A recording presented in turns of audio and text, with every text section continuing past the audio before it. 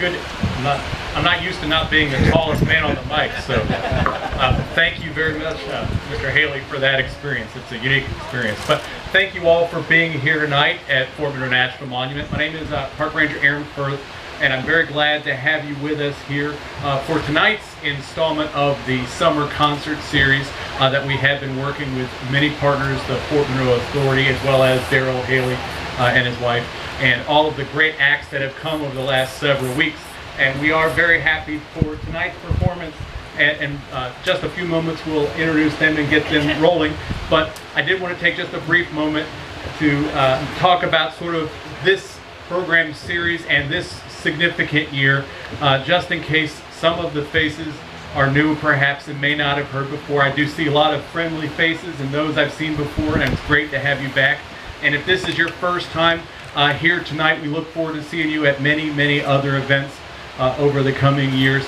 But this is a very significant year for us. It's a double anniversary year. It is the bicentennial of the fort's construction that we're sitting within on this parade ground, the drill field and exercise yard for this fortification. The construction of which starts in 1819 and takes 15 years to construct. Interestingly enough and significantly enough, with a combination of military engineers, military staff, convicts, contractors, and enslaved labor to make this fortification constructed as you see it today.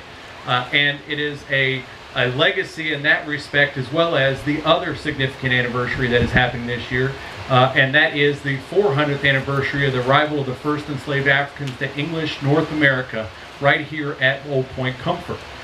Without that event, we would not have what we have today, the beginnings of that arrival, that dark period of the stain of the history of the United States, with the beginnings of slavery on this continent through the English colonies and what it's become in the United States, and the legacies out of all of those impacts and events that have come, as well as the positive side of that, the culture, the language, the skills, the knowledge that those Africans would bring with them from their long historied and rich and deep culture that they brought with them, and all those thousands and thousands and thousands that would follow. That begins that process that creates the multicultural society that we live in today, with a representative from every nation across the globe and every language and faith and belief structure, all right here.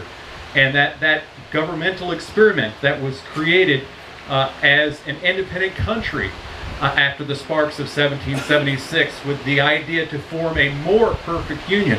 They recognized that they, as the founding fathers of this country, would not have all of the right ideas and not have it right. We know that that's in fact the case through some of the areas that they left unfinished within the founding documents of this country.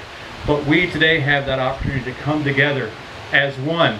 As I look around, I see a little bit of everybody here today, and we hope to see that more and more, that we could become a more perfect union together, that we can come together and maybe take an opportunity with this significant anniversary year to commemorate all of those people that arrived in that condition, and the evil and the struggles and the legacies of all the facets of what came after it today, so that we can come together in August on the 24th and 25th, just a few weeks from now, to remember that significant event and perhaps go forward together as one United States and try to form that more perfect union. So this is part of that goal that we're looking to spark and start, and thank our partners that have been very instrumental in helping to bring this series, which is an example of different musical styles and tastes and flavors and genres that can hopefully bring all of those different interests together and have that connection as well. So it is very intentional.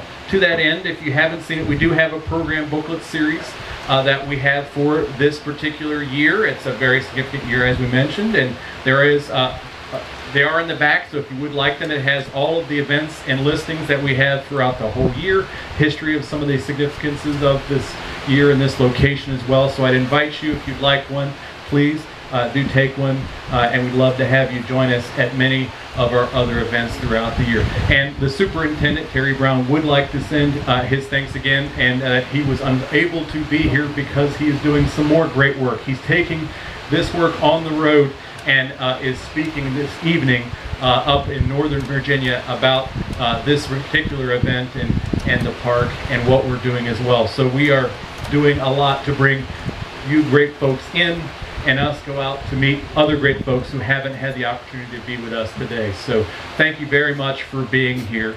And without further ado, I would like to have us all put our hands together and welcome the Dave Bass Band and the DBG.